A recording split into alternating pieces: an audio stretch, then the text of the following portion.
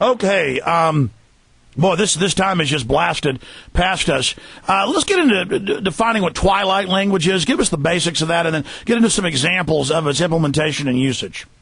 Well, I think, Alex, one of the reasons why our people are so passive right now, there's an eerie silence out in the hinterland. You know, Hillary Clinton's husband, Bill, was part of the bombing of Serbia, where Christian churches and monasteries were destroyed, supposedly to liberate Kosovo.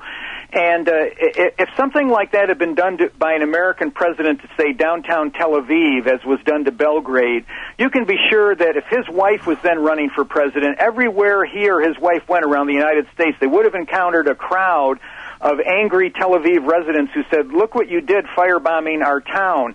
But we don't see crowds of Serbian Christians with depleted uranium. They didn't just blow up everything. But we don't see Serbian Christians following around Mr. and Mrs. Clinton, and I'm not advocating any violence here, but just asking them tough questions, protest and picket signs. There's this incredible apathy on the part of our people, and I believe it's been instilled, and it's instilled in a number of ways. Twilight language is one of them, and twilight language is basically a way to talk over our heads directly to our subconscious. And one of the movies, it's kind of R-rated, so I don't recommend it for people under the age of 18. Kids shouldn't see it, but mature adults can see it. It's called They Live. And in the movie They Live, for some reason, the director mentioned that the glasses that you can put on to decode this subliminal twilight language are called the Hoffman lenses. And to this day, I don't know whether he was a fan of my book or it's just a synchronicity. But that movie brings out some of the aspects, but of course it's a lot more technical than that. But the idea is that you implant in people certain key words. I'll give you one of them, wicker. Okay, wicker, you were talking about the Druids at the start of the program, and wicker has to do with the historic method of immolation of a ritual victim. You put them inside of a wicker basket, and something like that goes on at the Burning Man rite in Nevada every year. They're out at Black Rock, and I think Black Rock, even that word is symbolic. But of the sacrificial stone, and of course most of the people there don't know what it is, but go ahead. Yeah, and so in our subconscious, it's my theory, based on information, for example, from Dr. Carl Gustav Jung. And well, there's no doubt that there are these pre-programmed, almost ancestral memories. Now, I'm not saying a reincarnation, folks. I mean pre-programmed, like why do kids afraid of the dark? Why do they want to be near you at night? So a big cat doesn't come in the cave and eat them. There's these basic instincts. Go ahead. Yeah, you and I don't believe in reincarnation. The Orthodox rabbis do, of course, and it's unbelievable that Christians... I'll tell you, we're coming back. Recap that now. I got to plug some things and recap it, and we'll start the extra hour, okay? Okay. Thank you.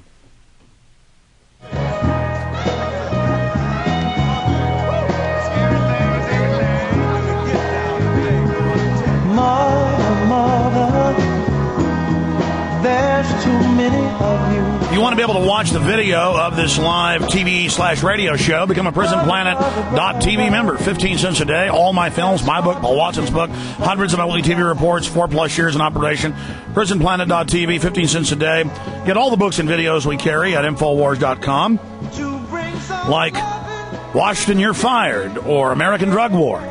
We hit it from every different angle, every different facet to get you to think, to get outside the box, and to really question reality, and that we should all be tolerant of each other and work together, and just be scholars, but also be active. Before we go back to Mr. Hoffman with amazing information, and who knows how long he can stay with us. I might keep him for another hour. He can do it, but I've got to get home and do some other work. I've hardly been home this week. I've been working so much.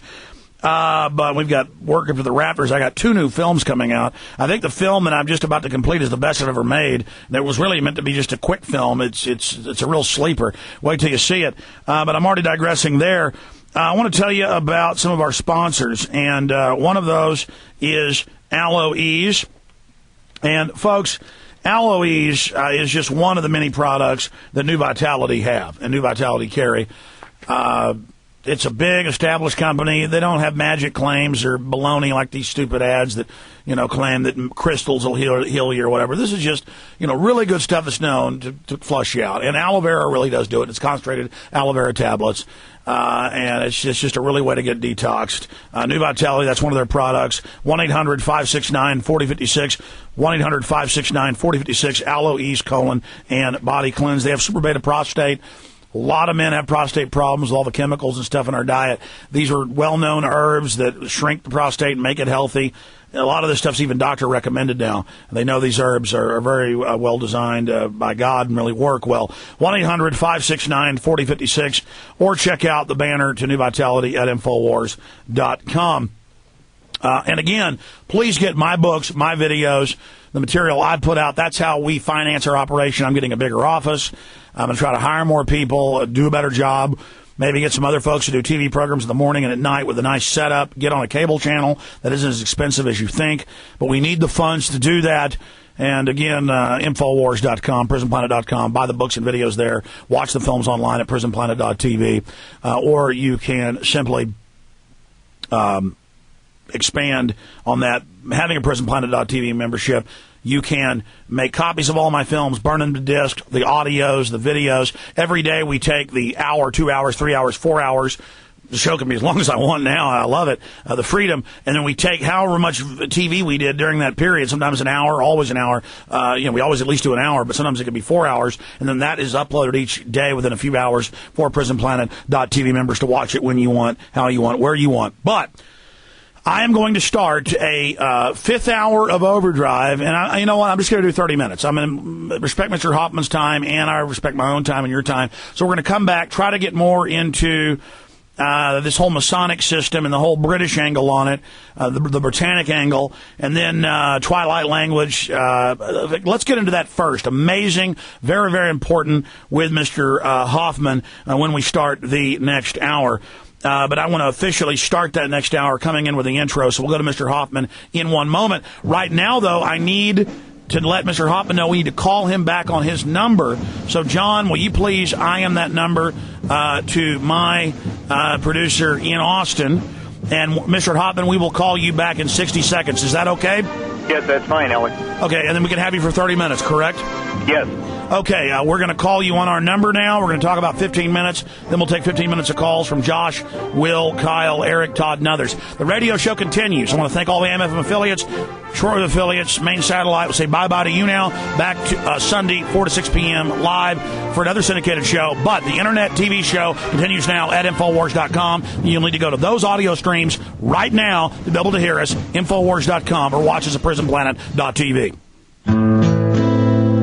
Thank you for listening to GCN. Be sure to visit GCN Live. This is the GCN Radio Network. Eugenics dominated the 20th century. Its ruthless spirit has now metastasized into the fields of genetics.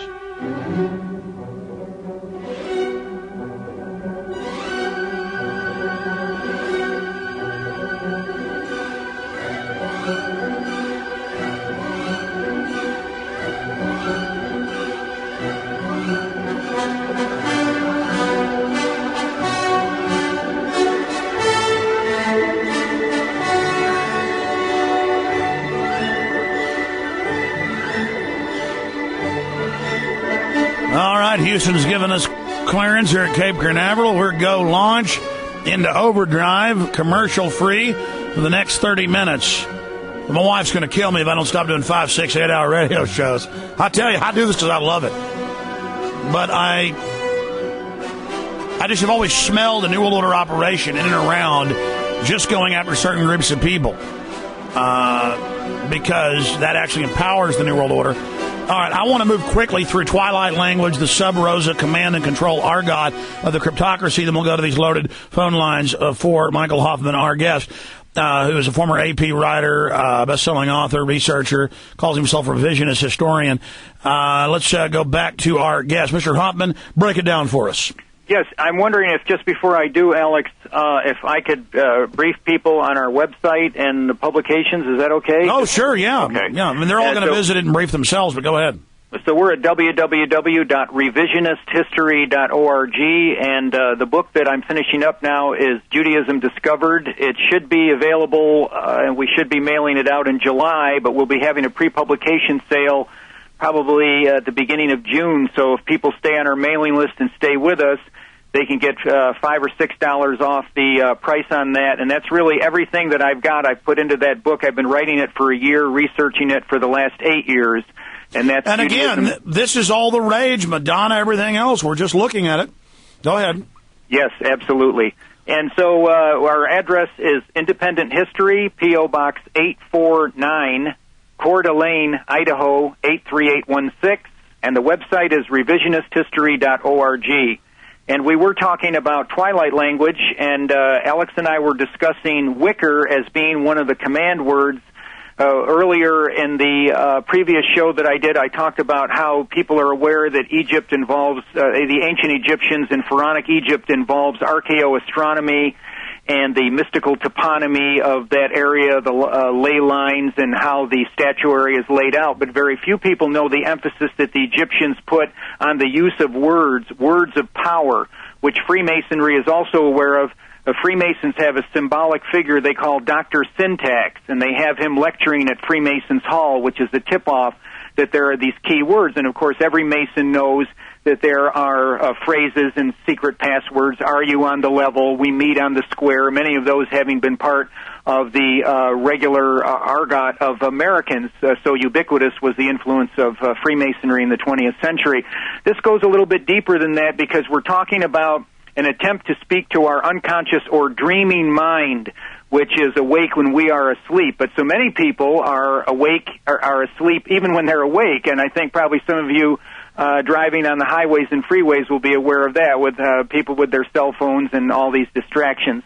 But the point of a magician, of course, to work his illusion is to draw our attention away from the real trick. And so much of what the cryptocracy Alex is involved in today is misdirection. And in the meanwhile, they salt our media, our public relations, with these key words which are intended to instill in us amnesia, apathy, and abulia. Abulia means lack of will, and we certainly see all three. And let me just those. throw this in. They also do things, and there's many levels and facets, but as George Orwell said, destroying the language, reducing it.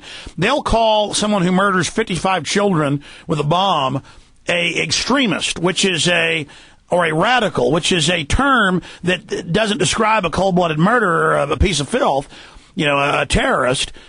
They will prescribe a word that is not as serious to something serious, so they can then use it to people who aren't even, quote, extreme, but now it has the mental idea that, oh, my God, this person's a murdering terrorist.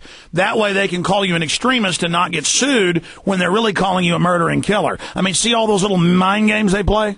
Yeah, language is really the key of it, and who controls the language. For example, how the neologism Holocaust was introduced into our vocabulary. Prior to the late 1960s, early 70s, most people talked about the genocide, as Raphael Lemkin coined it, which was also a neologism, or they just referred to the 6 million.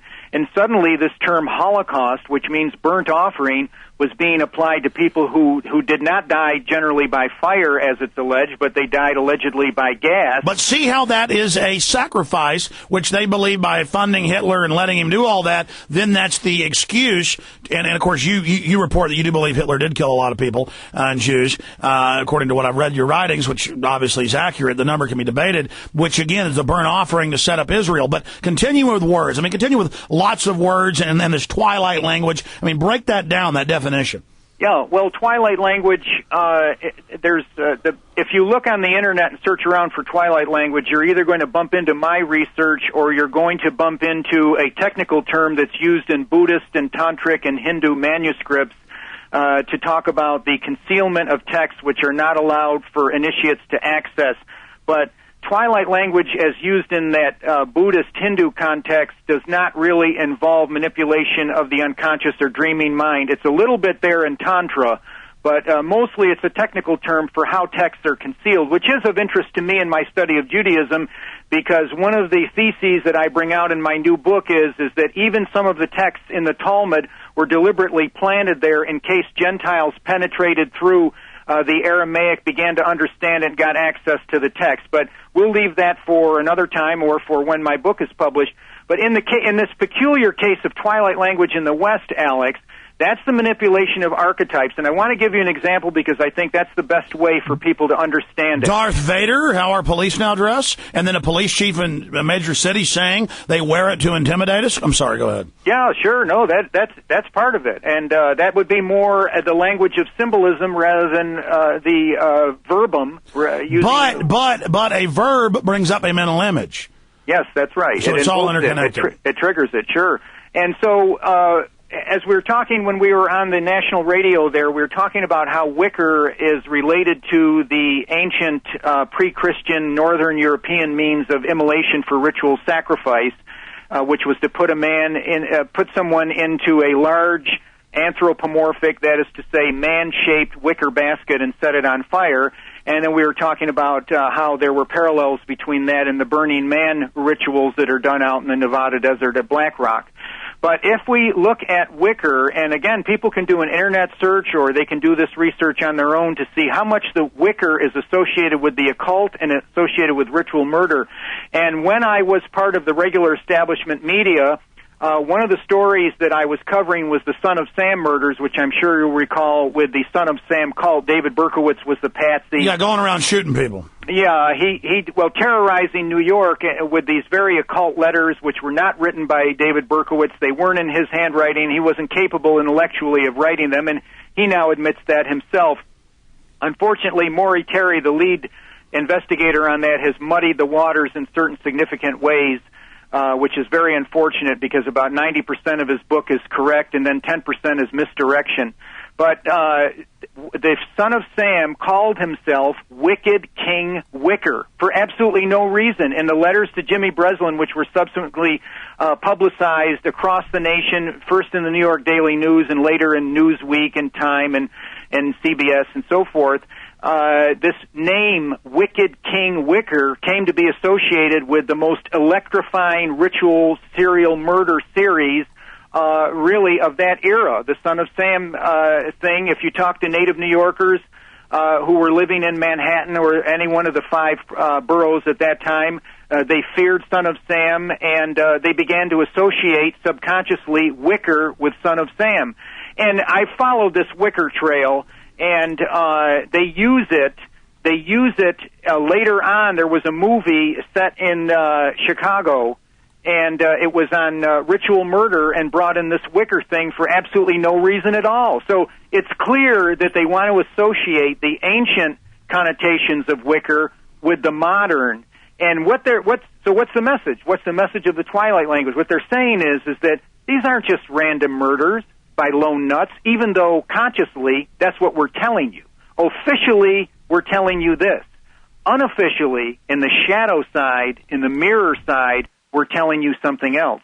Now, in the old days, when we were a hardy, vigorous, alert people, things like that would get people angry, they would get them curious, they would start investigating, and they'd do something about it. There'd be arrests, there'd be prosecutions, Nowadays, the way we've been dumbed down, the way our will has been taken from us, all this does is to continue to murder our minds. The more we see their control, the more we stand in awe of them, and we don't actually act. As far as I'm concerned, Charles Harrelson is very likely one of the men who assassinated John Fitzgerald Kennedy on November 22nd in Dallas. Charles Harrelson is in a federal prison. There should be. Well, he actually died just a few months ago. You may not have known that. And of course, that's Woody Harrelson's dad, and he was convicted for shooting a federal judge in San Antonio at 400 yards with a .243 in the neck. And we know he did hits all over the world. And the Dallas Times-Herald, now defunct, has famous photos of him being brought out with the Tramps. He was one of the guys, and it's Charles Harrelson. Go ahead. So he died a couple of months ago. Yes, that's news to me. And when I confronted Woody Harrelson with this, because I had seen that he had made the statement that his father was a CIA agent, and I had also heard that when Charles Harrelson was arrested for the murder of the federal judge, he said, "You can't touch me, I killed Kennedy." And so I was able to arrange a meeting with Woody Harrelson, and he's an environmental activist. No, I know Woody. I'm in a movie with him. I've hung out with him. Okay, nice right. fellow. Well, I don't know whether you asked him this question or not. No, I mean, I was saying, yes, I know he's really into the environment. Go ahead. Yeah, and so I felt that this was an opportunity given to me by God to encourage Woody to get his father to speak so that any perpetrators who are still alive we can bring to justice, because that's where I'm at. You know, when he died right, it was actually about almost a year ago now. It was right when the Rolling Stone came out. I've had St. John Hunt, the son of the famous CIA section chief, CIA Black Op Commander E. Howard Hunt, with all the tapes. And we've even got video that we need to go ahead and get on the web. It's so dangerous, but the audio's already out of him saying how he ran the operation to kill Kennedy. But go ahead. See, what's happening is so, in other words, I could have just gotten Woody's autograph, and like a lot of your listeners, I'm interested in natural foods, and we could have discussed that. But I threw all that away in order to take the opportunity to confront him about his dad, and all he basically did was start crying, and he got very angry, and that ended the whole interview there. It's obviously a very sore subject with him. Yeah, you don't bring it up to him. But, well, you have to, because, he wants to better the world. What could be more betterment of the world than to solve this mystery and bring this horrible octopus that's behind the killing of this president to justice? And that's really what I feel we should all be involved in. Now, maybe, my way isn't your way or another individual's way, but each of us have to be involved in a practical application of this. And what I see, Alex, is that the conspiracy movement, the study of the occult, it's become a thrill-seeking movement. It seems to be that the vast majority of the people involved are no longer actually trying to bring perpetrators to justice. They're actually part of an occult roller coaster ride, which continues to dish out various revelations to them, because they're basically almost as dead as Frankenstein monster in the modern world. They sit in traffic for 2 hours, they commute home, they eat dead food when they get home, switch on the boob tube, and the occult, the study of these mysteries, is kind of like an electric shock to Frankenstein's monster. No. Listen, I love that analogy. Everything's so dead, everything's a lie. So the truth is like a moth to a flame, but you don't want to get burned by it. And the leadership of it is everyone saying, only I have the answer, and you're all scum. I always work with everyone, but most people, there's very few quality people at the higher levels. I think you're a quality gentleman person, very intelligent. But I've tried to reach a hand out to so many who always backstab me or flip out or say I'm covering up something when I have everybody on, basically. But I mean, more than that, it's like a money-making thing. And I don't mean just to have an office and operate and make films. I mean, they're really, I refuse the magic right machines and all the crap pyramids and all the magic cures and all these other things. Like other people, they accept it because they love the power. They're also mad as conspiracy leaders that I'm the big fish and really hate me. I've experienced it where I could care less about crowds and people, and I wish at many levels I never would have done this. And I'm a very private person, and I don't need ego because I already, am self-confident, myself. But yes, I know a very sick movement. But at the top, it's sick, like everything else. In the middle and the bottom, it's great people waking up. Some people, it's like entertainment and funny and, ooh, look at this. And that's why they always get into the next thing, the UFO, the Chupacabra, the turkey monster, the Loch Ness monster, the aliens, because it is a thrill-seeking voyeurism, and then it strays off the path. I always try to stay in the reality. Do you see the points I'm making? Yes, and I think that that's important to make those distinctions, because it can be a kind of infotainment and just a thrill ride, and that's very deadening because, Alex, the cryptocracy is not static. They move us from stage to stage in their human processing. It's like downloads. They give us the new download. You can even see the new info. We're now moving into the phase of artificial scarcity, cutting off water, cutting off food, tripling, quadrupling the bureaucrats, micromanaging. Scarcity is a very important model to impose on people because it's part of spreading fear. Charlie Manson talked about the need to spread the fear, and he picked that up from the cryptocracy itself. And the only thing we are to be afraid of is God. If anyone tries to get you to be afraid of anything else other than God, you're dealing with a Pied Piper right there. And they say the beginning of knowledge is fear of God. That means the beginning of fearing the devil is the beginning of ignorance. I tell people, be afraid of not living a full life. Be afraid of not having honor and courage. Be afraid of not fighting evil. Be afraid of letting it win. Be afraid of not charging out on the field and engaging the enemy. Be afraid of not being the creature you should have been. And you better be afraid of not fighting this corruption. But other people, we better be afraid they're going to, people say, I'm trying to create fear. It's the opposite. I'm trying to empower people, and I'm trying to say scary things are going to happen if you do not get involved. You see that difference there? Because if they ever really saw a revolution developing, or as soon as they even begin to see an inkling or a harbinger of it, they go to Fox News and they get a fear factor going. We found a bomb on an airplane, or, we've shut down the New York subway. But they're not invincible, Mr. Hoffman. No, they're not. And let me just add, we took the mechanism of government-sponsored terror. I saw that 12 years ago as their key nexus point, problem, reaction, solutions. Many others inherently did.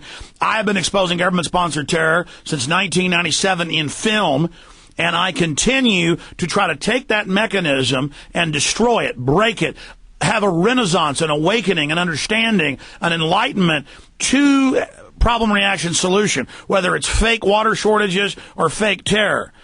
And I also see fear as a healthy thing if it's based in reality of why are you scared of a cliff? Because your body instinctively, that archetype of that cliff is telling you this is danger, Will Robinson, step back. But I mean, more in the fear, be afraid of not following God's law, God's commandments.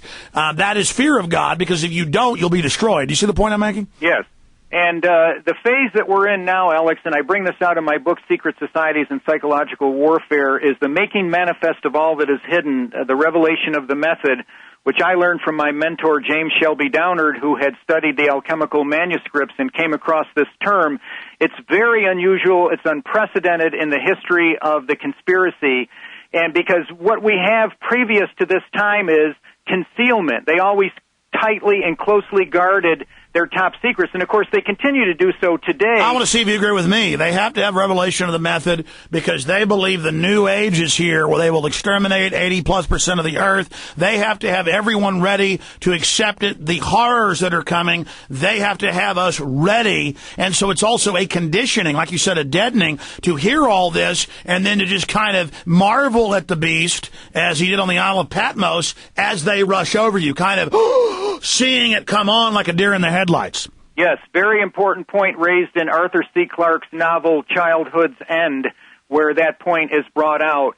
The old cooking the frog idea of this process of gradualism and then accommodating us to a greater and greater evil. But see, the evil is just not exterior. It's also in us. It's in our interior. Well, let me ask you, why do you think they're now finally revealing everything? Because it's a form of mind control. It's whenever anybody gets the truth, they're under obligation to do something with it. The truth is not a hobby. The truth, God didn't give us the truth. He hasn't set it out in front of us so that You're right. If we don't do something about it, it is then acquiescence to it, and then we then become accomplices after the fact. Exactly. If I have time, very quickly, an example. If you went next door, and this is all hypothetical, I didn't even know you were married until I heard you refer to your wife, so this is strictly hypothetical. But if you went next door to your neighbor's house and they were showing home movies from their trip to Jamaica or Hawaii or whatever, and very briefly, out of the corner of your eye, for 1 second in the movie, it showed your wife in the embrace of your neighbor. And, you weren't sure that you saw it, and your neighbor's a great guy, and your wife's a great woman, so you just sort of subliminally just push it out and say, oh, I must be tired or something. And then you watch the whole movie for another 5 minutes, and you see that image again, only it's not 1 second, it's 2 seconds. Now you're pretty sure you saw it. You ask your friend to run it back. It's not in there again. You go home. You start to investigate a little bit. You see evidence that, again, this is hypothetical, that your wife was committing adultery. Okay. Now you're under obligation. You have a truth that's been placed in front of you. Now, do you do something about it? Do you call her out on it? Or do you willfully double think and Crime Stop and decide to ignore it? Now you have to go along with her having orgies in front of you and denying it, which is why they show torture on TV and why CBS on purpose showed lower levels of the torture, was to get people to then say, oh, it's no big deal, and now you've accepted the rape of children. Now you've gone straight to hell. Exactly. You've got it right there, Alex. Your journey towards the dark dark side is now complete. The movie Videodrome showed that people were going to be getting doses of sadomasochistic television and that those doses were going to create a change in their brain and in their mind. A movie done by David Cronenberg.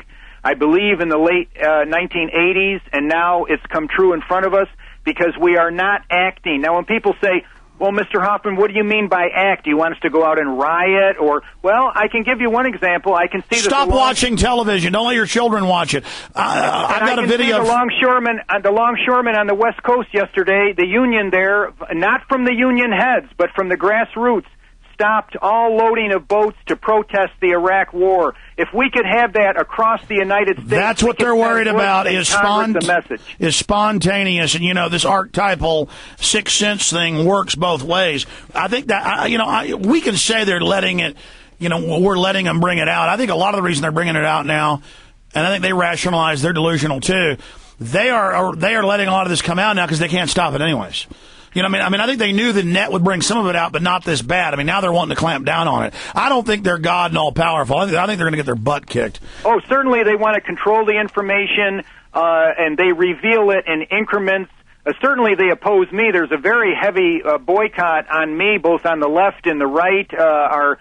We get interference all the time financially. There's sabotage of our website. Every dirty trick in the book is being done to silence me, and probably you've had some of that treatment as well. Well, what you do is every time they attack you, you just start an extra website. Get like 5, 10, and they go, oh, thank you, you attacked. I'm not that's my rule. I'm drawing a picture for the viewers out there, and you can pull these graphs up. They're all pretty similar. But basically, you get 1950... Okay, you got the 40s, the 60s, the 70s, the 80s, the 90s, and on. And as TV popularizes, as a television gets into homes, you see a immediate spike. In fact, I guess they're not putting it on screen. Okay. Here's the 40s, 50s, 60s, 70s, 80s, 90s. You can go pull these graphs up. This is just a kind of a guesstimation or what's the term when you're not quoting someone exactly? Approximation. Yeah, an approximation, or it's when you say, I'm not quoting. Oh, you mean a paraphrase? A paraphrase, yeah. You can go pull the graphs up, but like the 40s TV starts, late 40s. By early 1950s, it's very popular. And then you get almost total television watching by then. Then as they show violence on TV, it just skyrockets. Violence just absolutely skyrockets as they show violence on television. So you get television, and then as soon as you get television, violence just skyrockets as they show you the television. That's the Videodrome. That's what Cronenberg's saying.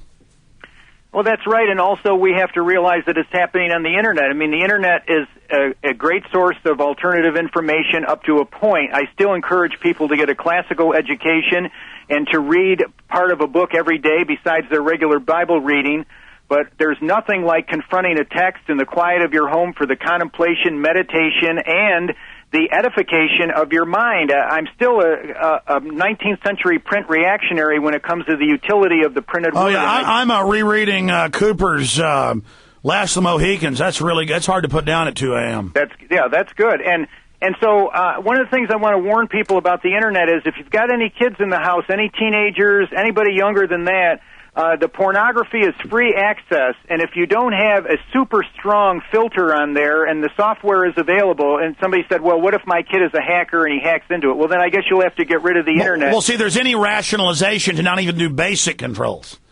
Well, I let my children play a few games on the computer, like drawing games and things, but I just don't let them on it unless I'm there.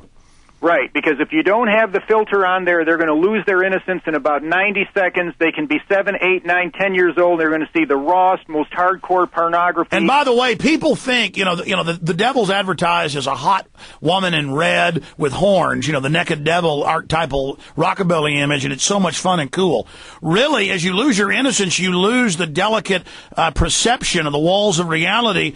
And so innocence is actually more advanced. As you become more worldly, it's actually like your feelers have been seared and burned off. I feel like I've gone through hell and back and lost a lot of my humanity just plumbing, studying the New World Order. Do you see the point I'm making? Yes, it's a special apostolate, and you have to have a special grace from God to do it, because people like you and I who are involved in this area of study have to be very careful that we maintain our own mental equilibrium and our spiritual connection. I have to be honest, all the time, I just feel myself becoming evil.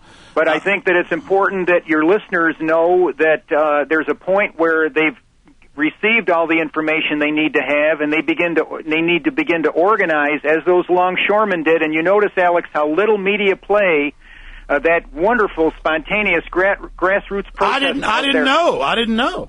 Yeah. And, well, they don't want us to know, because the next thing you know, the Association of Retired Old Ladies will be taking their cars to the gas station, parking them, and walking away. I mean, that's the kind of message where Bush and these other Satanists, these skull and bonesers, really thrive, is when we give them our consent through our silence. And, again, it has to be a proper form of protest. It has to be something that is not carnal, but spiritual. Okay, listen, I'm going to rampage through a bunch of calls. We've had you here with us for 2 hours, 10 minutes, and I don't want to abuse too much more of your time, and I got about 10 calls for you. Each caller gets 1 minute, folks. We got to move fast. But in closing, for my questions, Bush, I think they put that doddering crazy man in there just to destroy the image of the presidency, to make America look bad worldwide while we do the globalist dirty work. In fact, I know they did that. But just to see him, I mean, he is a literal pit demon incarnate. It's so obvious. How could people not see that? I agree. It seems obvious to me, but spiritual blindness is one of the first things that people get infected with when they have an insufficient love for the truth. And God is the one who sends it to them, the blindness, because he hates it when we deliberately push away the truth and don't love it.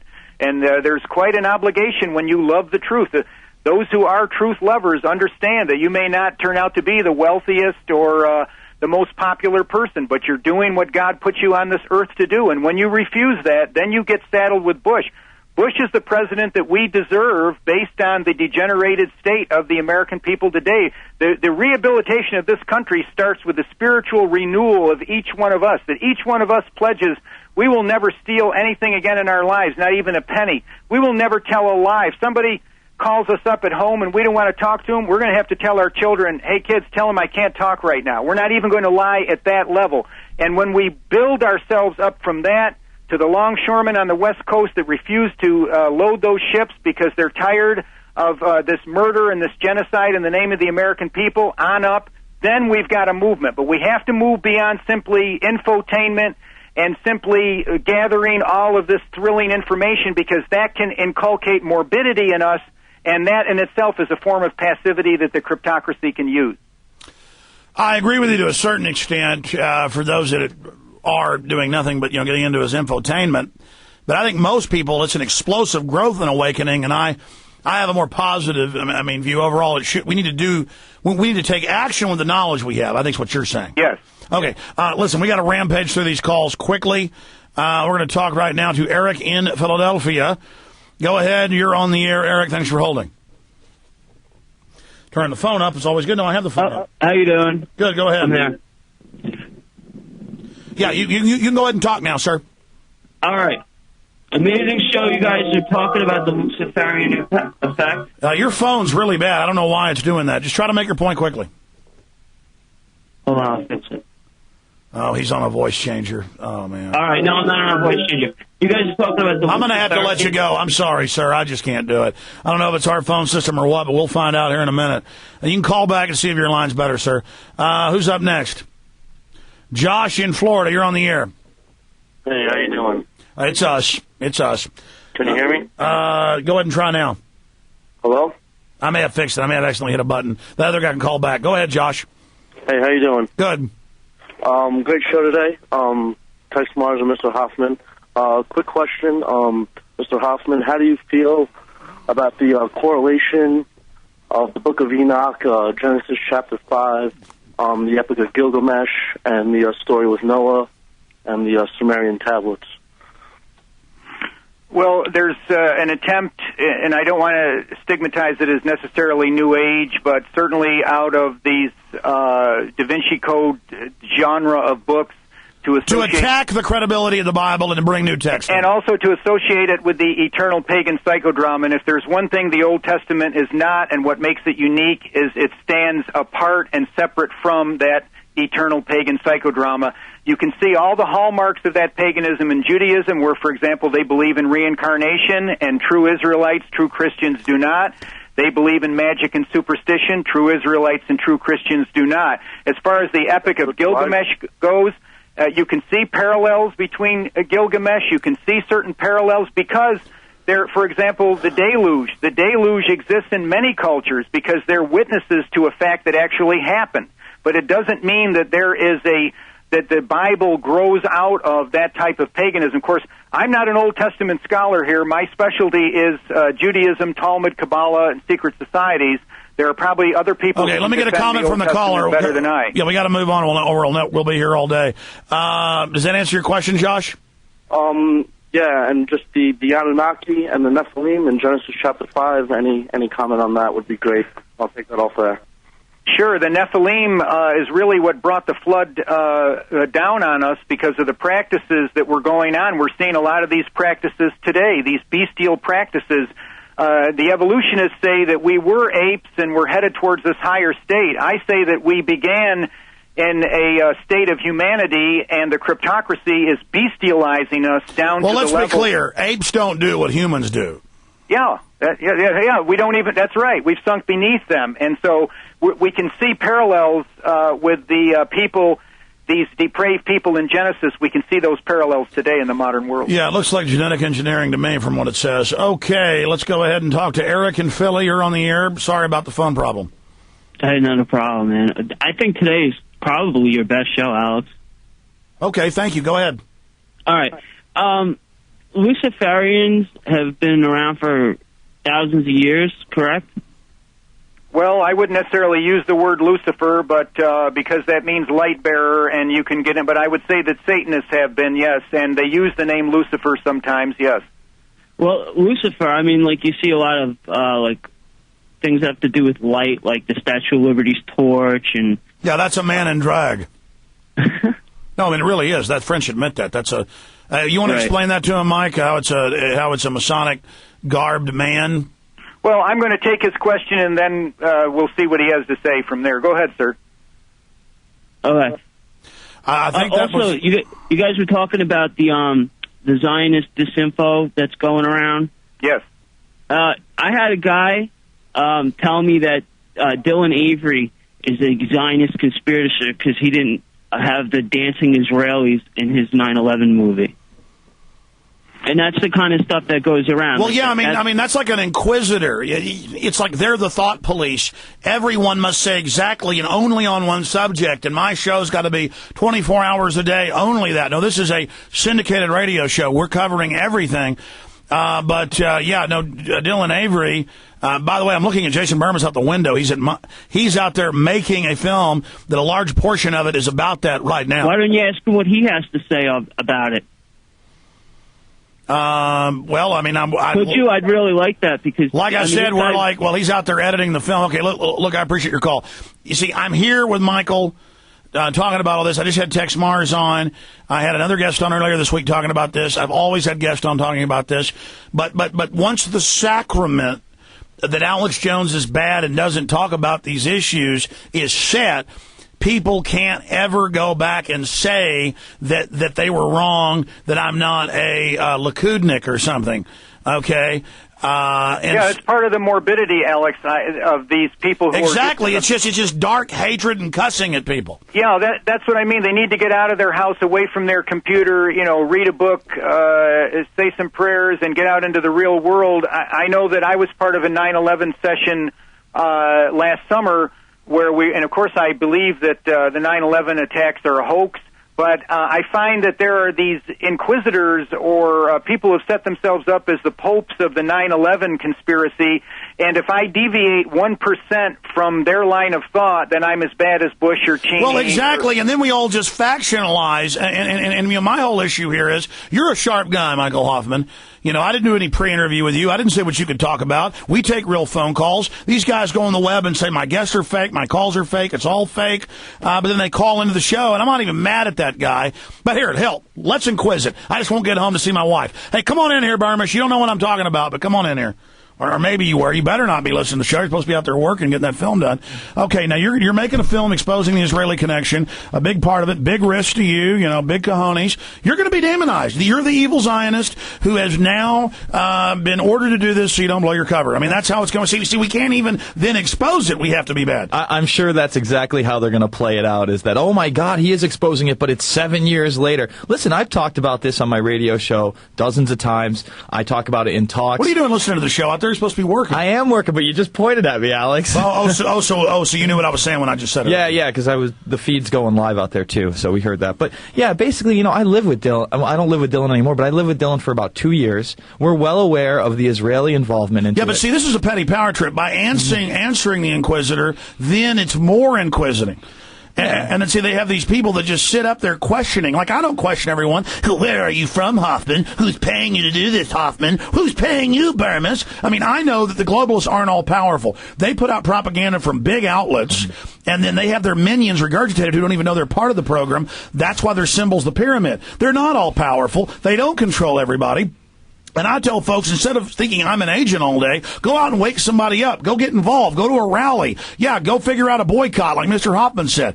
But just submit to the guy, show him he has power. Why didn't you guys put the Israelis in there? Because it's a 2-hour and 9-minute movie, Alex. We could barely put in the $100,000 wire transfer from the ISI. Also, though, let's be honest, it's an area we can't absolutely, connect all the dots on. And the scum that says it's the Jews run it all is so horrible and virulent, attacking people, that you don't want to be associated with them. Hoffman, are you getting the point we're making here? Well, sure, because I ran into it at that 9/11 meeting last summer, and it was a good one, run by Bruce Lichty, a California attorney and a very fine man in my experience. And what I found was it was so absurd that there was a professor from the Berkeley area there, a very knowledgeable man, and he was talking about this heresy hunting that's going on inside the 9/11 movement, which, of course, there's a hidden hand behind it because it can destroy us with all the distrust and suspicion that's going on. But what I found was hilarious was one of the 9/11 activists would not come to the meeting because I was there, because he said that Hoffman doesn't believe that Judaics, that there were homicidal gas chambers in Auschwitz. So he's just beyond the pale, and I can't meet with him. But again, I thought to myself, but people told me not to go to the meeting because there were 9/11 deniers there, and they're beyond the pale. If we can't have goodwill for each other, if we can't have freedom of speech and freedom of inquiry and not automatically assume that the other guy is an agent or a spy or evil just because he dissents from us, we're not going to make it. Yeah, that is the ether in which these people swim. Instead of that caller calling in and commending me for having the substantive courage to talk about these issues on air, which could also then restrict how many people we can reach later to get the main message out, you have to weigh all that. Instead of saying great job, it's no, you have covered up.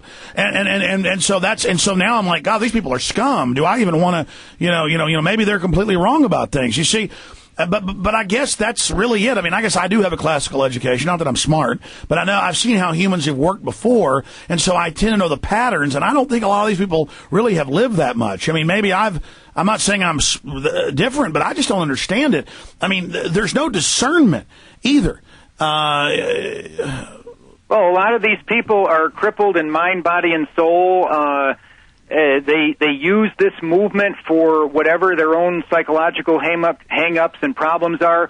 When you go to a left-wing meeting, when you meet with Norman Finkelstein, and he's an independent Judaic, and I disagree with some of his things, but I admire his courage greatly. And boy, when he talks about the Middle East or Palestine, he gave a speech recently at MIT in Massachusetts that I saw. A lot of the Arab people were there, disagreed with him. It was all polite. It was courteous. He did a wonderful thing. He spoke for about an hour, and he said, I'm going to take questions now, and since you all sat respectfully and heard me, I'm now going to give you the opportunity to ask me a question, and I want the first questions to go to those who disagree with me the strongest. Now, there was goodwill. He didn't fear his opposition the way rabbis do. He offered to his worst enemies in the audience an opportunity to go after him. And we don't see that largesse so much in the 9/11 Well, by the way, I do movement. that. I do that on my show. I say disagreeers go to the head of the line. But my whole point is, instead of it being about this process of fighting with each other, can't we just move on and have our topics be about info? See, I think half our movement, you're worried about morbidity and doing nothing. More of it is, it's not that so much as it is ninnying and fighting about who's got all the correct answers instead of doing core research. I mean, my gosh, if you listen to my show for a week, it's just so many views, ideas, but a general picture comes in, and it's so many angles, and it increases your thought. And that's why we make so much news is because on the internet is because we interview everybody, and that's what it's about. But you will never be forgiven, Burmis. I want everybody to know you're a scum, and you've been covering up, and how dare you make this film about Israeli involvement in 9/11? You are filth. Yeah, and you'll get attacked by the ADL and by the Aryan nations. Absolutely, and I just want to let everybody out there. Not only are we going to cover the dancing Israelis, we're going to cover the ones that were caught at the George Washington Bridge. We're going to cover Amdocs. We're going to cover Comverse. We're going to show how this is part of an international spy ring. Sibel Edmonds, when she told her story to the Times Online, she discussed, hey, there were Turkish moles, there was Israeli moles, and there was a Pakistani operation going through too.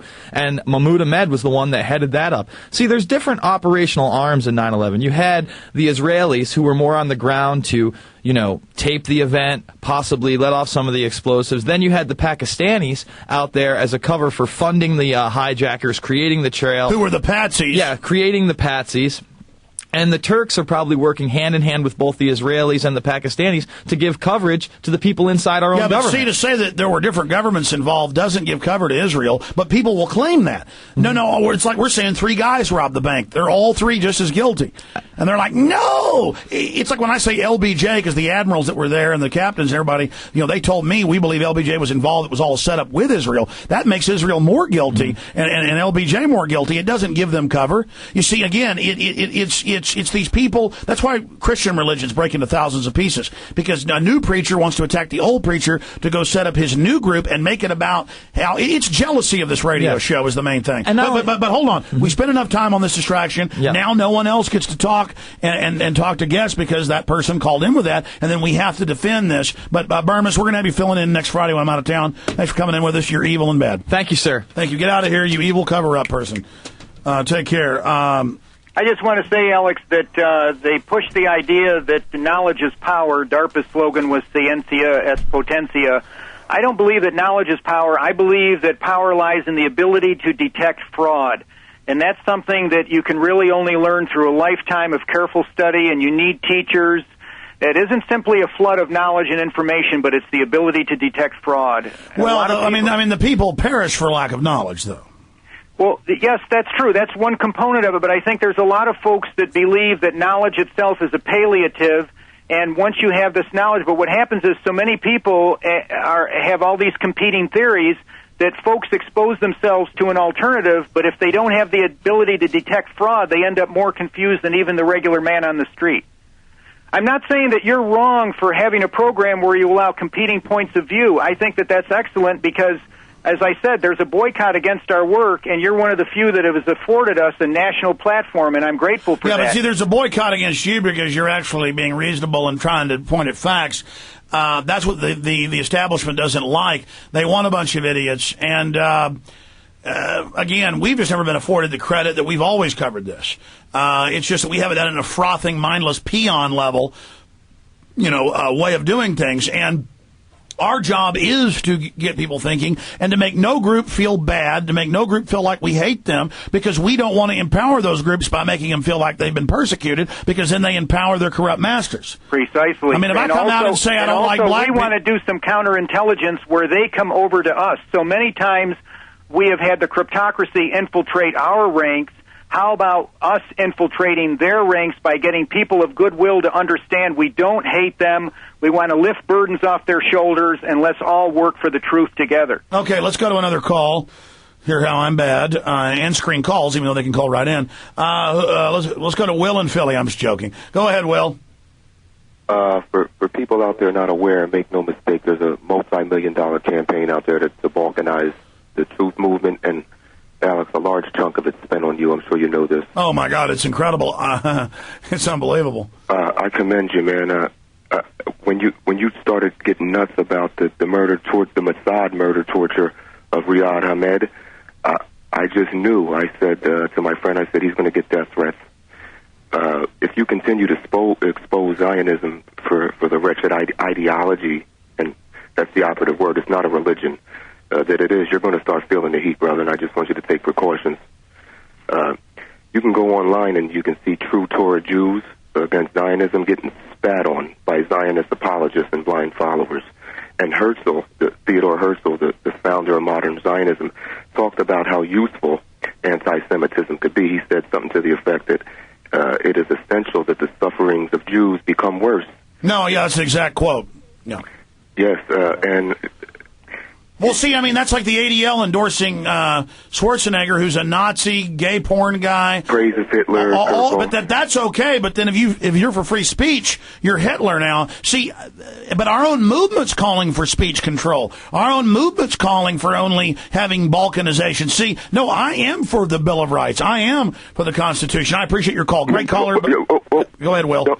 Please. Please, I never get home. I'm going to be 6-10 hours, 50 you said hours. a minute, brother. Mr. Okay. Hoffman, I just want to thank you. You're probably the most insightful guest this month. Anthony Hilder has a Catholic connection. I have his number if you want. You can put this Jesuit nonsense to bed. Well, no, I've had Anthony Hilder on many times. There's no putting it to bed. All these groups want to balkanize us and fight over who runs different heads of the Hydra instead of just going, we've got an evil world government with a bunch of occultists running, and I appreciate your call. I got to go. Listen, I got to let you go, and I'll be called to censor for that. Probably not by him, but by somebody else. I got to move on. We're almost past 6 hours here. Let's go ahead and take a call from Kyle in Connecticut. Kyle, go ahead. Hey, Alex. Thanks for stepping it up and going the extra mile. I just have a question for... I'm sick of these reptoid, Anunnaki, Nibiru people that are on your site. How do you deal with them? I'm having a real hard can't time censor them. I only censor people that call for violence and then report me for the violence they post on my comments. And we can make a registration tomorrow, but I tried to let people have First Amendment, and of course the moles come in, and then we kick people off who put links to porn, and they say we're censoring, and again, it shouldn't be about me, folks. This is the mental illness they've ingrained in us to only be able to talk about each other. We're doing it right now, and then you try to fix it, but the more you talk about them, the worse it gets. You notice for 2 hours with Hoffman, I talked about issues, and now we go to calls, and we can see I'm not attacking you, but that's one reason my show's been successful is I've always shut this stuff down. And I've even shut down defending me, because I don't care. Hoffman, you got any comments? Well, I wanted to mention our website, revisionisthistory.org, and I'm not quite certain. I know you're talking about some kind of smog that hits your website and everything, and that's certainly endemic to our movement. The previous caller had mentioned the so-called Torah True Judaics who have received a lot of flack for going over to Iran and participating in the revisionist conference. But you have to understand that these are traditional followers of the Talmud, and the fact that they do these things does raise the prestige of the Talmud, and it doesn't change the nature, the Babylonian nature of the Talmud. So we have to be aware and weigh in the balance whether this is a Trojan horse or not. Okay, let's go ahead now and talk to Todd in North Carolina. Todd, you're on the air. Hey, Alex. I enjoyed the show today. I had a question. I've been following several different streams of information, including your show. One of the people out there, his name's Joel Rosenberg. I don't know if you've heard of him. He wrote a book called Epicenter, and he is a Russian Jew who's a converted Jew, if that's what you want to call it. He's worked for Rush Limbaugh and Forbes magazine. Okay, what's he saying? Well, basically, his book, Epicenter, it talks about the Ezekiel 38 and 39, the war of Gog and Magog, and how Russia and Iran would have this alliance against Israel. Oh, yeah, And, I think I've actually heard him. That's one of the guys I've heard on the show saying we're about to have nuclear war. The Messiah is going to come, and he goes around all the Christian churches, just getting him. Yeah, he's on Glenn Beck, and he's been on Dobson and everything. I've heard Is him. that some sort of misdirection like you all were talking about? What do you mean misdirection? That's the takeover of the churches and making them believe they're going to make Jesus come by launching nuclear weapons. It's a cold-blooded secular manipulation of the Christians that have been going off of the new Bibles they've printed in the last 100 years that preach all this made-up rapture stuff. I appreciate your call. Quickly on that subject, Mr. Hoffman. Yeah, if Rabbi Rush Limbaugh is behind it, and I'm half kidding when I call him a rabbi, but he certainly behaves like one. If Rabbi Rush Limbaugh is behind it, you can be sure that when it comes to the Zionists or the Israelis, that this fellow is not a true Christian convert. And I think you summed it up in a nutshell. They're always trying to use the apocalypse or apocalyptic theories and pipe dreams in order to identify some enemy of the Zionists as being God's enemy, and also calling the Zionist state Israel when it's counterfeit Israel is bankrupt right from the premise. Oh, man, it's all going to end in nuclear war. Let's go ahead and take it, and then all the neocons will be happy, I guess, and all the liberals and everybody else, conservatives too. Carl in Oklahoma, we got to end this soon, folks. I got to get home. Go ahead, Carl. Hello, Alex and Michael. Hi. Please bear with me for a minute. I was born with 6 fingers on each hand. I'm the second child of my mother, Bethel. I am Elijah, the Antichrist.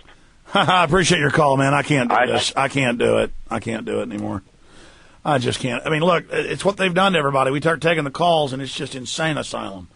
But I still have you on, folks, because it's what you need, and a lot of you are great. And there's a lot of delusions of grandeur across society, and I'm seeing it get worse. People kind of take on an imaginary mantle. It's like adults playing like they're 3-year-olds with imaginary friends, and I just can't handle it. What about you? Yeah, I guess it's like the old joke about the insane asylum where the guy thinks he's Napoleon. Man, I'm seeing a lot of it. It's just insane. Oh, man, I'm sorry. Sorry, Elijah. And now he'll think, they know I am the secret one. Alex is of the devil goblin. I will get him or something. I mean, it's just... David in Texas, go ahead. How are y'all doing? Great show as usual. I thank you, Alex, for all your efforts in the Patriot movement that you've been at through all these years, so I appreciate what you're doing.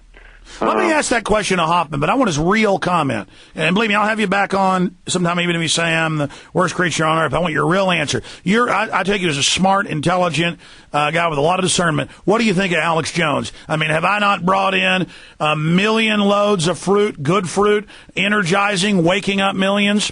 Are you asking me? Because I agree with you. No, I'm asking Mr. Hoffman. I want his take, then I'll go back to you. Well, Alex, to be candid with you, I didn't know much about you until you invited me on the program. I knew you had a important program because there were people who were telling me that he's very good on 9/11 and he's very good on this prison planet idea, that what they're putting us through. Mainly I'd heard that you had said that what they're putting us through at the airports, they intend to expand from those airports out onto the streets. Yeah, they're training us, yeah. Well, I mean, I'm not bragging, but I am kind of the big shot. But obviously not that big. You didn't know who I was. But my point is, just analyzing me then as a guy, right off the turnip truck. I'm off the turnip truck. What do you think of me? I just wanted to say that other people came on, maybe some of the flack that you get as well, and they told me, oh, he's a Zionist poodle. He never covers the Zionist issue, and he'll never have you on. And even after I was on the first show, I got some emails along those lines, and my reply was, well, if he's a Zionist poodle, why did he have me on the program and give me an opportunity to speak my mind? Now you've done that for a second time.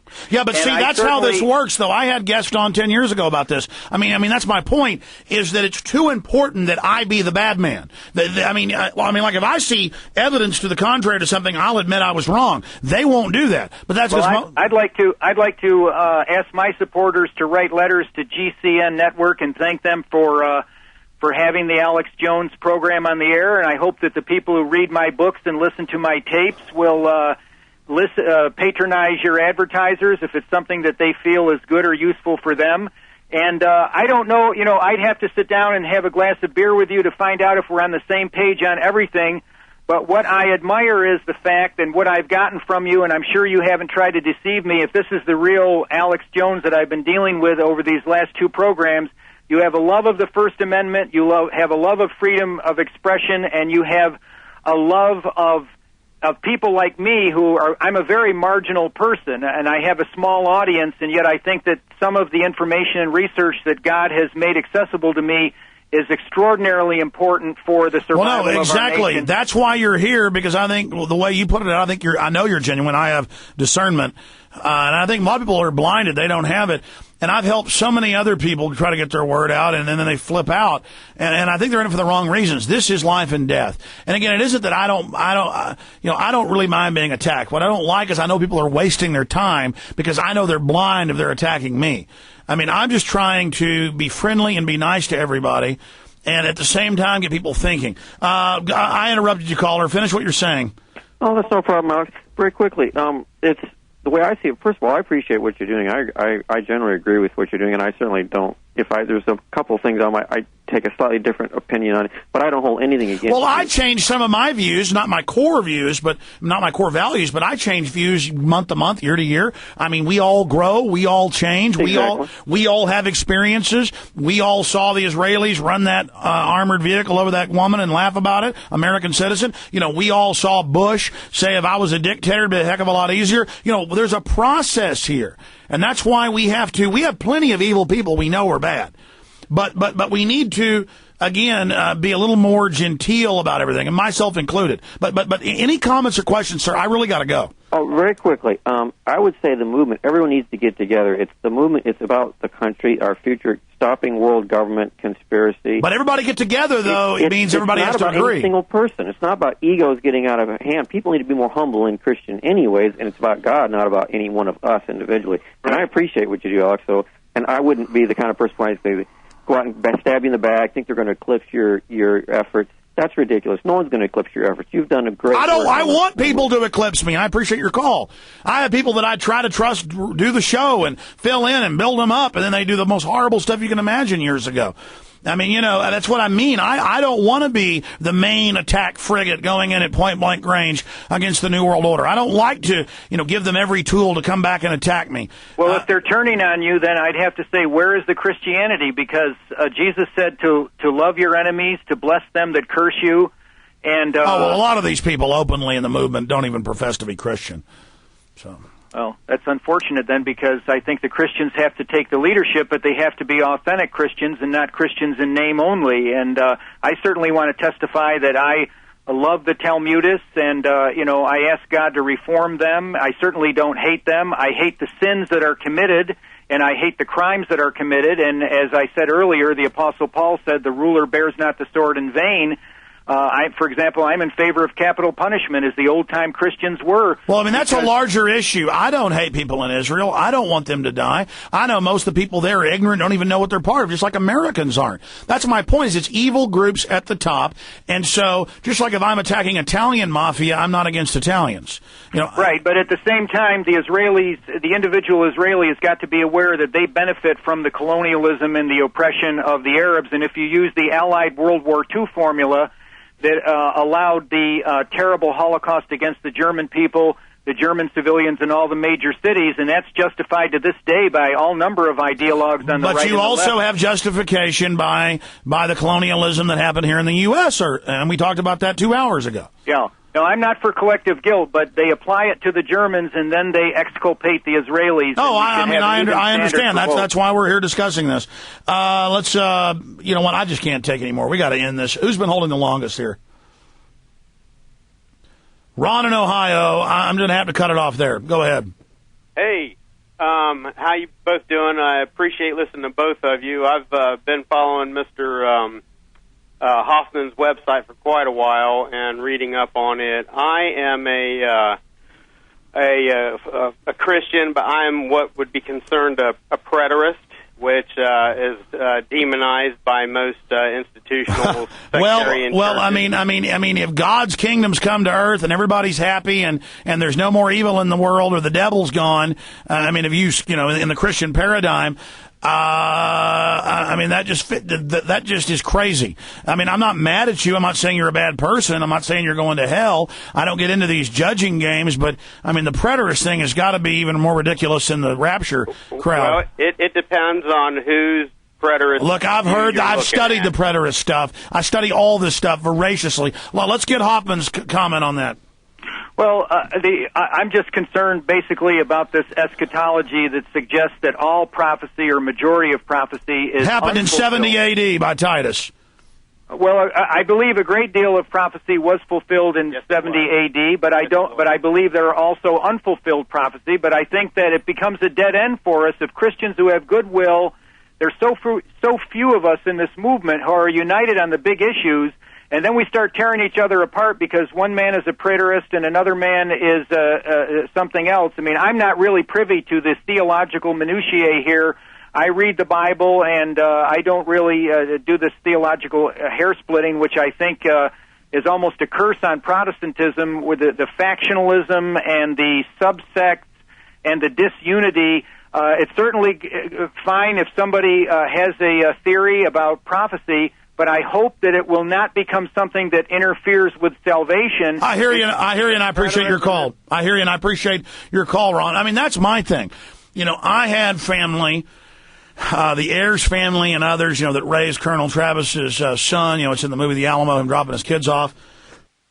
My mom's side of the family, my whole family, involved in the Revolutionary War for this state, and on both sides. And Ayers came here. He was a Protestant activist in New York. He sold the land that the UN's on today. He was wealthy, bought an entire ship full of Bibles, which was expensive, most of his money. And he came into Texas. The Catholics were going to kill him in Galveston. And, the priest came after him. This is when Mexico ran it because he'd heard Protestants were being persecuted. You had to convert to Catholicism, at least on paper. In fact, then on my dad's side, we have Mexican land grants that even say that. But nobody really followed it. To get the grant, you just sign your name. And then they came up to Nacogdoches. And then, of course, we're involved in the Revolutionary War here, starting all that. And I'm not Catholic, but I don't hate Catholics individually. I think it's New World Order. Obviously, the Pope calls for it. But I don't want to get in a fight over that. So I say, yeah, the Pope's New World Order. Yeah, that's not what I'm into. My family, you can go check it. The Hammonds, the Joneses, all of them Protestant. Texas is Protestant. And then they just say I'm a Vatican assassin. But the guy saying it says the earth is on a string floating and the universe orbits it. And that flying saucers that Germans have magnetic beams on Rosicrucian lines that zap people. And they're like, you will interview this great genius. And the person's a complete quack, nut idiot, and I will not be part of it. And I'm tired of these dumb inquisitors saying I'm a Catholic New World Order operative, which I have frankly found is a bunch of propaganda out of the Israel First crowd. And these idiots don't even know they're being handled by it. I think that so many people, Alex, who call themselves Christians are not. Just the spirit you're describing of ill will and resentment. The true Christian has a gentle spirit, a spirit of reconciliation. A lot of people on the left who would call themselves atheists or who we might deride as liberals, I have seen kindness and gentleness. I was telling you about the reception that Finkelstein got at MIT. Everyone was courteous, but he was challenged in the questions, and it was just a wonderful exchange. I agree. Some of the liberals really are nice people. They've been manipulated and conned, but no, I agree. And their movement, people get into the left because they hear that it's for love and brotherhood and helping people. A lot of people get into the right because they hear it's a way of preserving their coin collection and going to war. We have to be careful because the right wing and the left wing are two wings of a predatory Kabbalistic bird. In Kabbalism, you have the pillar of mercy and the pillar of severity representing the right and the left, and it's a means of well, that's why they say it was Masonic with the two towers. You want to, in closing, all the numbers, the numerology, the 911, the number you get when you call the government, 911 in the occult, all of it. Yeah, we did a special issue of our Revisionist History newsletter on the occult aspects of 9/11. In fact, Texe Marrs borrowed the image that we use there from the tarot card, and you've probably seen it in Texas literature. We were the first to use it, and that was of the flaming tower with the people jumping off the tower, an exact recreation of a alchemical archetype. And I wouldn't be able to do justice to our research on that, but if folks go to our website, we have the online store with the revisionist issues there. And so that murder was a massive ritual. I mean, it was done like that, and they do a lot of other killings like that. The year 2001 was predicted. Again, we're going back to Arthur C. Clarke, and it's kind of interesting how you and I have focused on that, because I mentioned it in passing, and you actually brought me back to it. But yeah, dawn of a new age. It's the start of evolution. Everything changes after 2001. Our lives will never be the same. Yeah, if you may recall that on New Year's Day of 2001, the obelisk from the movie 2001, Space Odyssey, appeared in Seattle, and no one knew where it came from, and then it just as mysteriously disappeared. That was whether it was accidental, coincidental, synchronistic, it was certainly, from the point of view of symbolism, a very timely event to have that at the dawn of 2001, the 21 era, which both John D. and Arthur C. Clarke forecast that 2001 was going to be a gateway into a completely different era. But as you mentioned earlier, Alex, and it's important to emphasize it, these people are not all powerful. They're very confident. They've been virtuoso in the execution of their conspiracy, because we ourselves have been weak, we have been faithless, we haven't done what God has wanted us to do. But if we ever do have the grace and fulfill the will and reason that God put us on this planet, then they can be defeated. It may not be a total defeat, but it can be a way of making this world a better place for our children, and that's what we need to do. And we've seen their fallibility in Vietnam, and we're seeing it in Iraq as well, where they stumbled in there and didn't even have a plan for the occupation. Feith and the other neocons were treating the Iraqis, the members of the Ba'ath Party, as if they were members of the Nazi Party. They were practically recreating the occupation orders that were created in 1945, completely irrelevant to the situation in Iraq. You've got a lot of dumb people at the top, and you also have some brilliant wizard types. But certainly God can conquer all of these if we will only allow him to use us as he wants us to be used. And I mean, not fight the New World Order because we hate them. Fight them because they're evil and they have to be defeated, and we have to protect the good people and their minions who, don't hate them, because the globalists use our hatred of them to scare them under the dark bosom, under the black wings of the New World Order. Well, Michael Hoffman, thank you for spending time with us, and it's been an interesting discussion. I hope it stirs people to think and to reflect on the different things that you've talked about. I know after 5 hours and 10 minutes, I am exhausted, so I'm out of here until this Sunday, 4 to 6 p.m. Central Standard Time, and we'll have you back up in the near future, and I appreciate your time and research. Revisionisthistory.org. Thank you, Alex. Thank you. All right, folks, I am out of time. We'll hit the outro music. I've got a headache. I can't do more than 4 hours. I mean, it is just, I had fun, though. Great guests. Ended up being almost for 3 hours. And to everybody out there, start waking somebody up. Start warning somebody. Stop taking their vaccines. It's like he said, boycotting, them not unloading the ships. Don't take their vaccines. Don't drink their fluoride water. Take control. Stop using their cell phones that fry your brain. Stop living by cell phone towers. Take your kids out of public school. Start bad-mouthing the New World Order. Educate people. Stand up to them. And support those that tell the truth. Go get our books and videos. Get them out to people. Infowars.com. God bless you all. Retransmission starts right now at Infowars.com. Go to the stream. Had an incredible show today. Infowars.com. Right now, the streams will just meet the show where it was in retransmission. Take care.